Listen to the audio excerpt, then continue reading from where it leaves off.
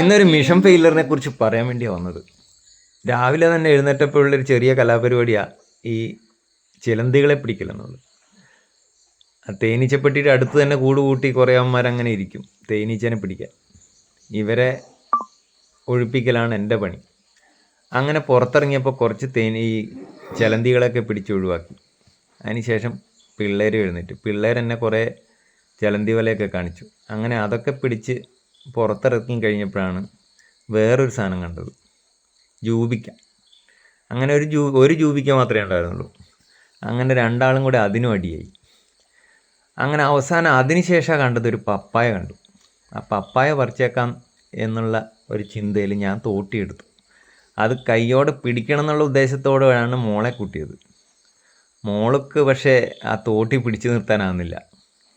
അങ്ങനെ ഞാനും ഒരു കൈ സഹായിച്ചു.